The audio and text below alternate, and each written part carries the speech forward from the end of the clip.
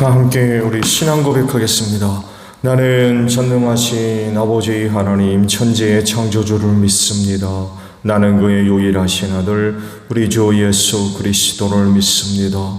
그는 성령으로 잉태되어 동정녀 마리아에게서 나시고 본디오 빌라도에게 고난을 받아 십자가에 못 박혀 죽으시고 장사된 지 사흘 만에 죽은 자 가운데서 다시 살아나셨으며 하늘에 오르시어 전능하신 아버지 하나님 우편에 앉아 계시다가 거기로부터 살아있는 자와 죽은 자를 심판하러 오십니다.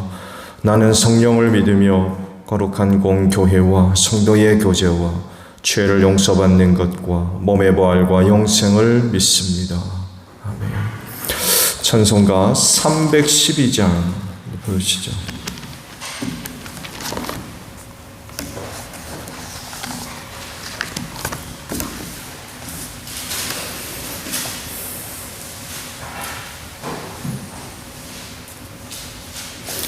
(312장입니다)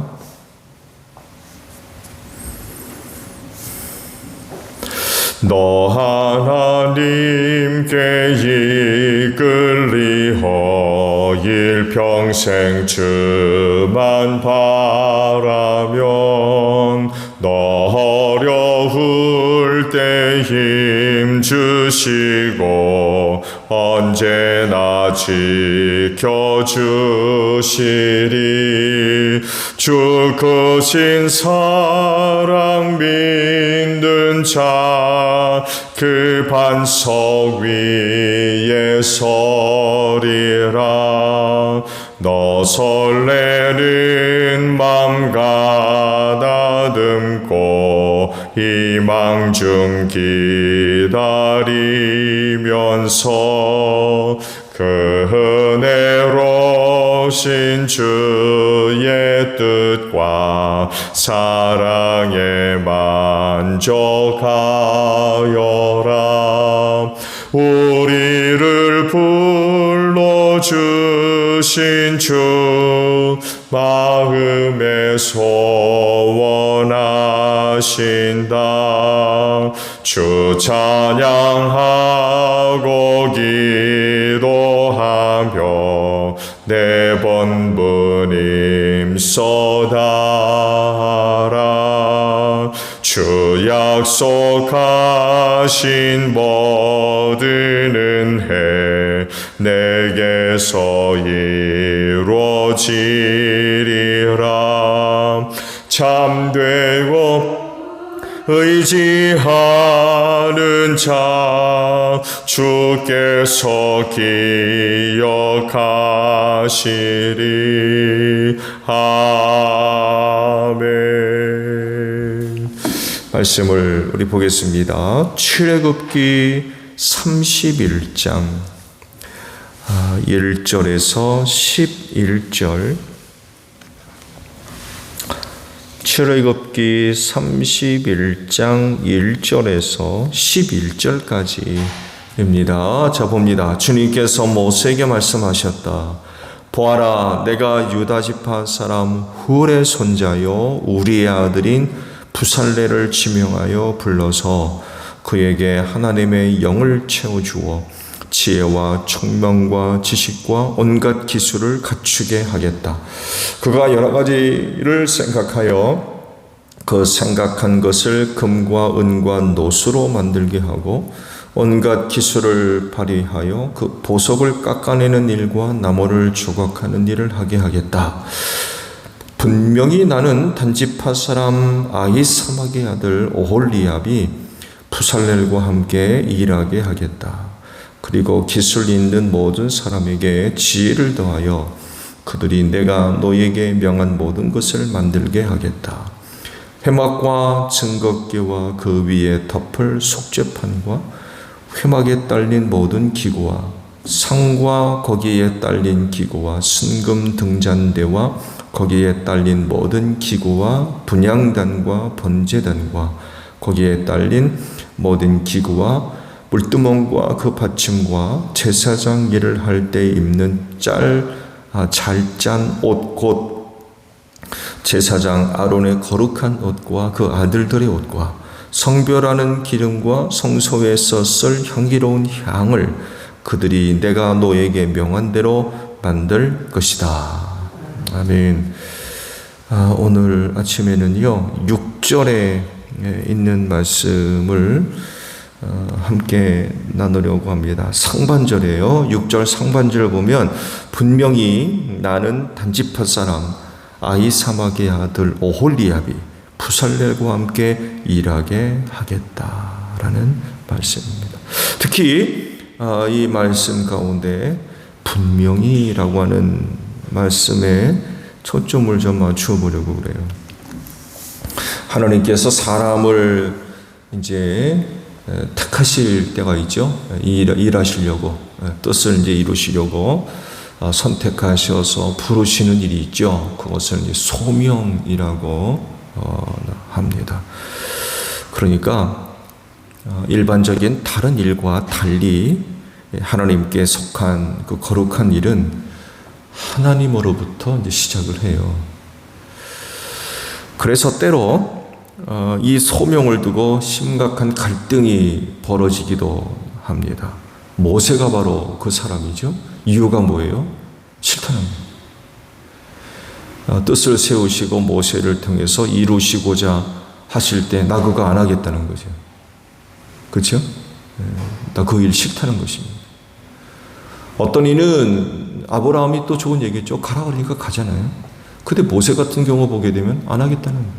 싫다는 거죠. 이런 갈등이 벌어지기도 합니다. 이런 것들을 볼 때 하나님께 속한 다른 어떤 일반적인 일들은요, 나의 관심이 있어요. 또 흥미가 있고요, 할 만한 재능이 있고요, 능력이 있는 거죠. 그렇지 않다 할지라도 내 생활 유지를 위해 그 모든 일들이 감당되어지는 경우가 있어요. 아마 거의 대부분이 그럴 겁니다. 그렇지만 하나님께 속한 일은요, 이런 것 갖고 하는 게 아니에요. 여러분, 하나님의 일을 내가 관심이 있다고 합니까? 그거 재미있어서 하세요? 흥미가 있어서.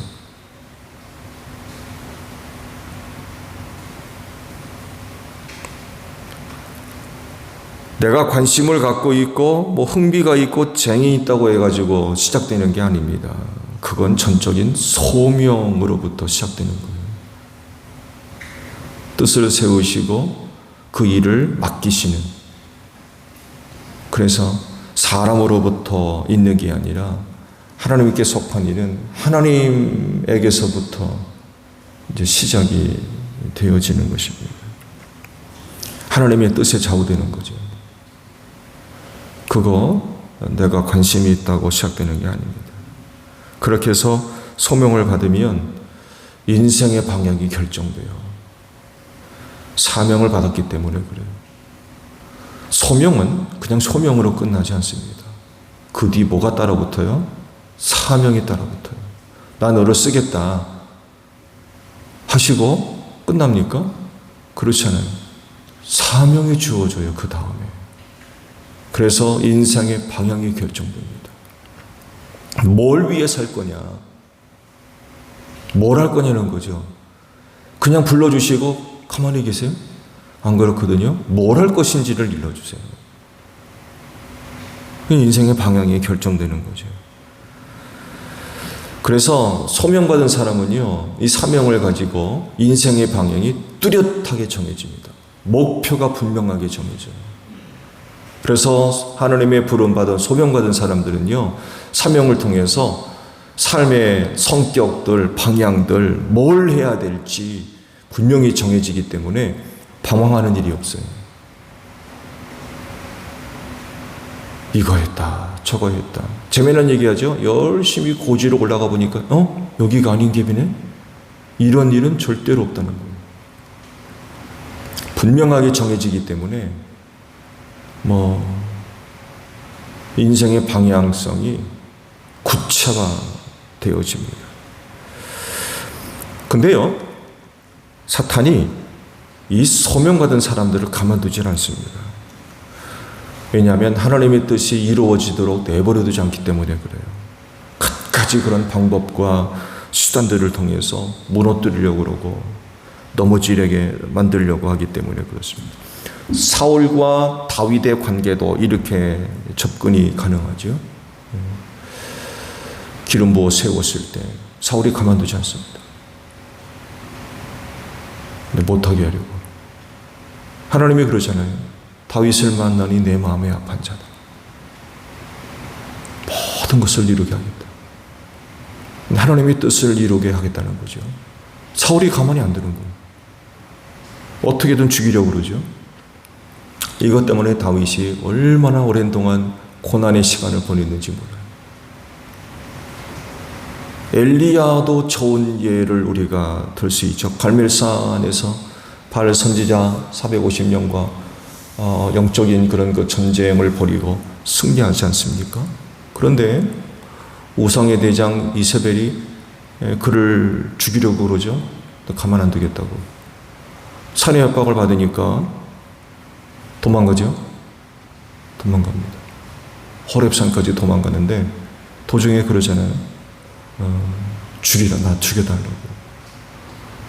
로뎀나무 그늘에 누워가지고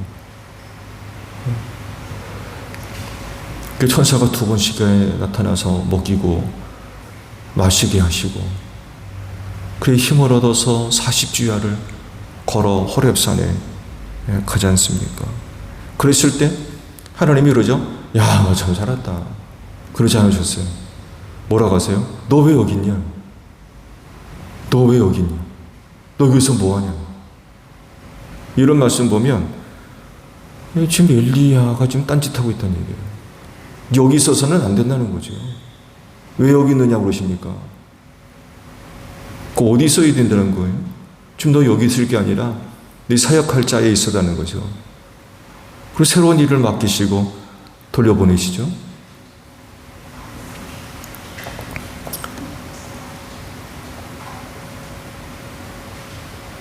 엘리야는 호렙산에 있을 수밖에 없는 이유가 있었어요. 왜? 죽이려고 그러니까.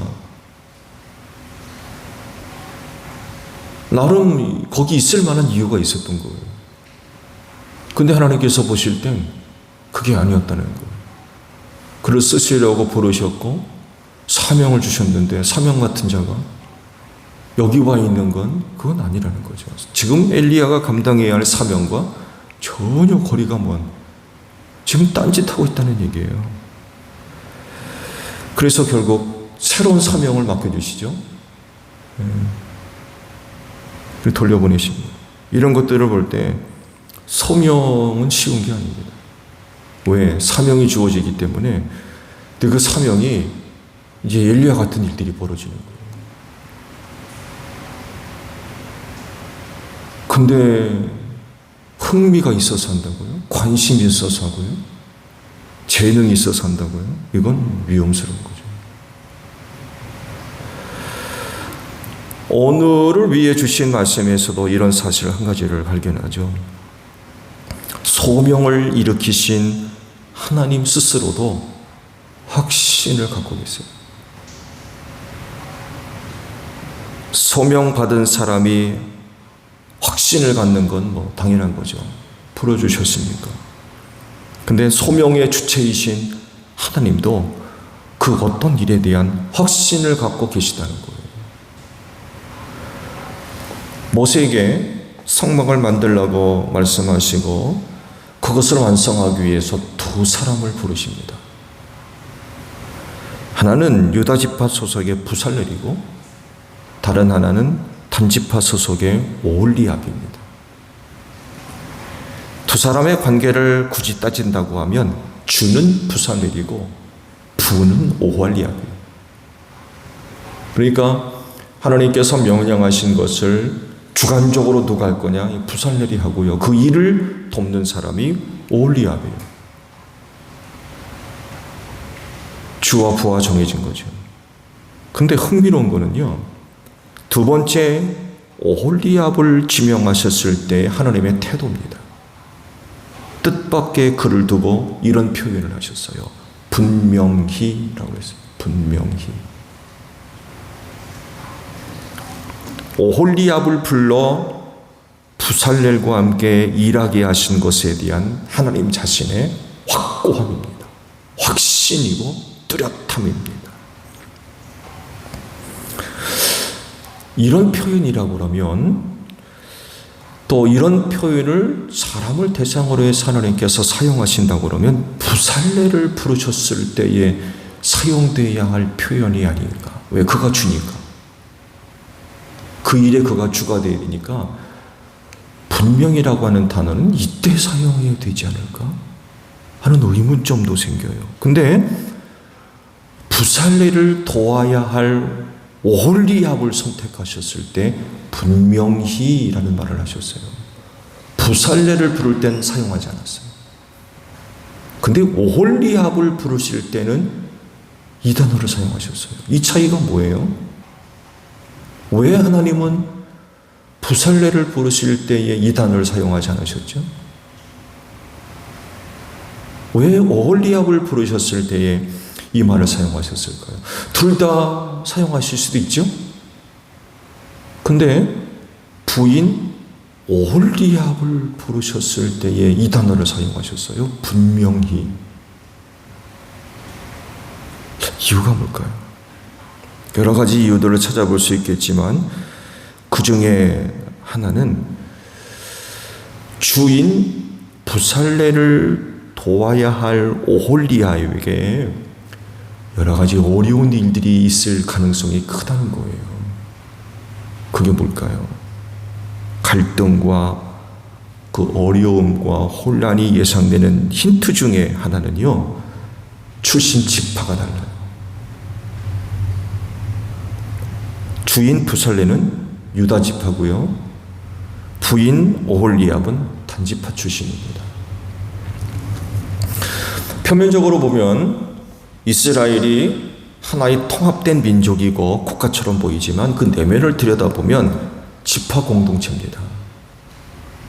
야곱의 12아들, 그 12아들을 근거로 한 지파 공동체. 그래서 사사기에 잘 나타나고 있는데 국가적인 어려움이 발생하면 각 지파에서 군대를 파견했어요.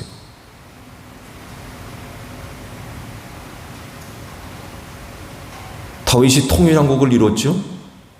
그렇다고 해서 그때 이스라엘이 단 하나의 민족국가로 형성됐느냐? 그렇지 않습니다. 훗날 이스라엘이 솔로몬이 사후에 분열되죠. 지파별로 분열됩니다. 지파끼리 연합했어요.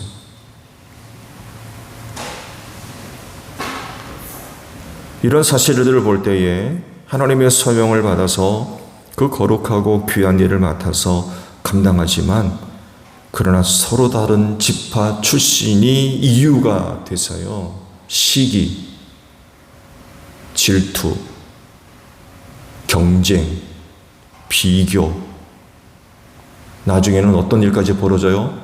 험담하는 거죠. 모함하고.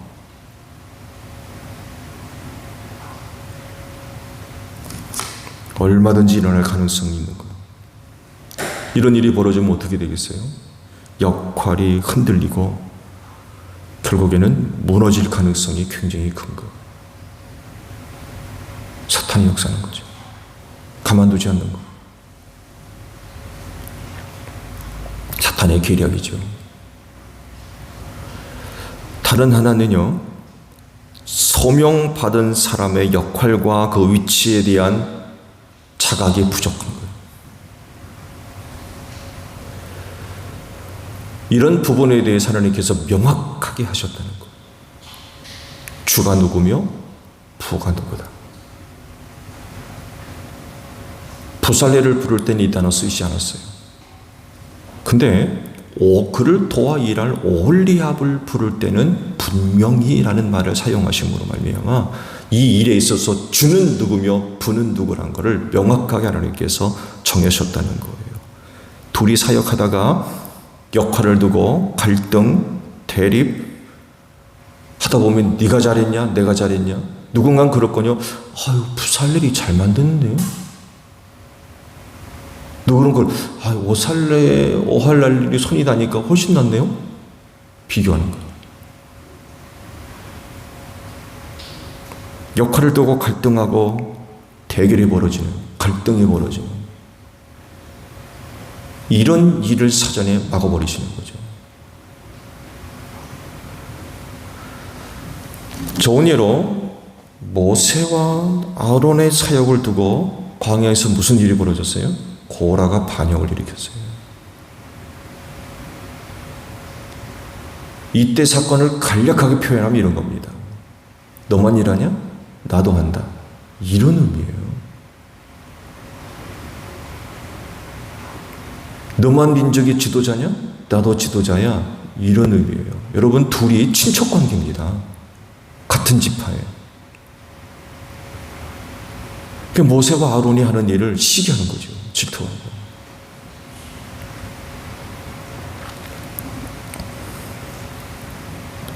제자들이 또 이런 일이 벌어졌죠. 누가 높으냐? 이걸 두고 다퉜죠. 누가 높으냐? 그렇지만 하나님은 오홀리압을 주가 아닌 부로 선택하고 부르신 사실에 대한 확실함을 나타내신 거였어요. 분명히 라는 말씀 속에 서열을 정리하셨어요. 질서를 정하셨고요.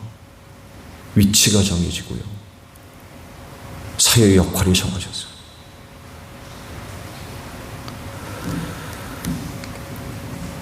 주님의 일꾼이라고 하면 각 개인에 대한 하나님의 소명이 있습니다.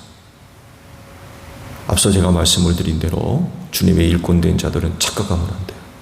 그거 내가 관심이 있어서 하는 거 아니에요. 흥미가 있어서 하는 거 아닙니다. 그건 소명으로부터 시작된 거예요. 거기에 따라 사명이 주어져서 오늘 우리가 그 일들이 감당되어지는 것입니다. 오늘 주신 말씀을 통해서 발견할 수 있는 중요한 것은 그 각자에 대한 하나님의 분명하고 확고한 뜻이 세워져 있다는 것입니다. 니들 알아서 해. 그게 아니라는 거예요. 그래서 이런 질문을 하지 않을 수가 없어요. 부름받은 자로서 하나님의 확고하신 뜻을 알고 있느냐? 분명히라고 하는 하나님의 확고하신 뜻 혹은 계획, 그거 알고 있느냐라는 물음을 하지 않을 수가 없어요. 본인 스스로가 소명에 대한 확신을 가질 수 있어요. 그렇지만 오홀리압의 경우를 보면 소명에 대한 개인적인 확신 그치지 않습니다. 하나님은 한 걸음 더 나아가서 오홀리압에 대한 확고한 계획과 뜻을 갖고 계셨어요. 분명히 이 부분까지 오홀리압이 알고 있었어야 된다는 것. 하나님이 분명히 나에 대해서 또 다른 무슨 뜻이 있느냐, 이것까지 알고 있어야 된다는 것입니다. 거룩한 일들을 감당하는 데 있어서 주는 누구며 부는 누구냐, 그 일을 감당하는 데 있어서 하나님께서 주된 사역자로 세운 게 누구며 거기에 나는 누구냐는 거죠. 나는 뭐 하는 사람이냐. 이거 알지 못하면요, 곤란이 발생하는 거예요. 제자들처럼 누가 높으냐는 거죠. 이런 갈등이 벌어질 가능성이 매우 높은 거예요. 많은 사람들이 소명이 있어요. 그렇지만 분명히라고 하는 또 다른 하나님의 뜻과 계획을 알지 못해가지고 서열과 역할과 위치를 알지 못해서 큰 갈등을 유발하고 교회에 흠집을 내고 시험에 빠뜨리는 그런 그 일들이 많이 일어나고 있습니다.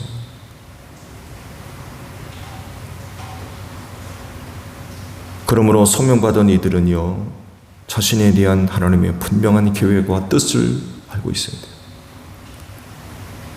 오홀리압과 같이 분명히 그게 뭐냐는 거예요. 개인적인 부름? 이건 뭐 하나님과의 관계니까 개인적인 확신, 경험, 뭐 이런 과정들을 통해서 하나님께서 나를 부르셨구나. 근데 그 다음이 있어요. 분명히. 이게 뭐냐는 거예요.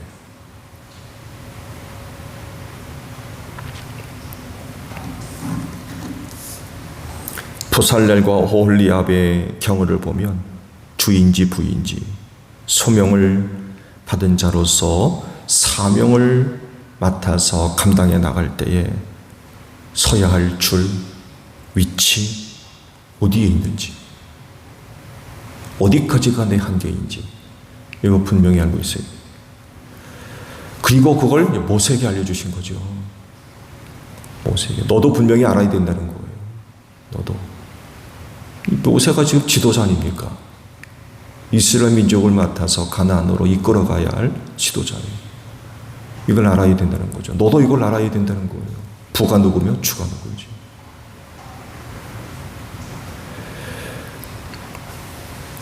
사역의 과정과 결과를 보면 이 일로 인하여 문제는 한 번도 일어나지 않습니다. 그러니까 성막을 만드는 또 성전 기구와 성물을 만드는 과정에 있어서 갈등이 한 번도 일어나지 않았어요. 말씀을 쭉 보게 되면 하다가 삐그덕거리고 찌그덕거리고 한 번도 없습니다. 이건 무슨 얘기냐?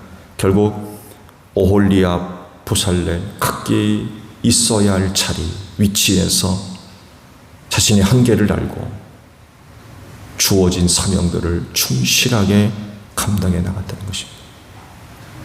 이게 흔들리게 되면 하니 못하니 난리가 나겠죠. 그러면 하나님께 속한 그 귀한 일들이 그 제대로 이루어지겠어요? 큰 어려운 거죠. 소명받은 나에게 하나님께서 분명히라고 말씀하시는 부분, 그거 알고 계세요? 여러분은 어디까지 알고 계십니까? 소명에 대해서. 그리고 소명 이후 주어진 사명에 대해서 어느 부분까지 알고 계세요?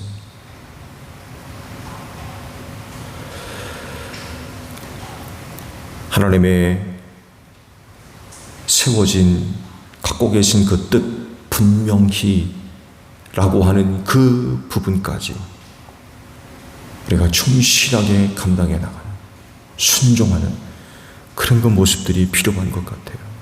하나님의 뜻을 따르는 가운데 소명 흔들리지 않고 사명 충성스럽게 감당해 나가는 그런 그 모습들이 있어야 된다는 거죠. 이런 사건은 수천 년 전이나 지금이나 조금도 변함이 없어요. 그렇진데 부름받은 소명 속에서 주어진 사명 잘 감당해 나갈 수 있는 여러분들이 되시기를 바랍니다. 주기도문합니다. 하늘에 계신 우리 아버지, 아버지의 이름을 거룩하게 하시며 아버지의 나라가 오게 하시며 아버지의 뜻이 하늘에서와 같이 땅에서도 이루어지게 하소서. 오늘 우리에게 일용할 양식을 주시고 우리가 우리에게 잘못한 사람을 용서하여 준 것 같이 우리 죄를 용서하여 주시고 우리를 시험에 빠지지 않게 하시고 악에서 구하소서. 나라와 권능과 영광이 영원히 아버지의 것입니다. 아멘. 기도하겠습니다.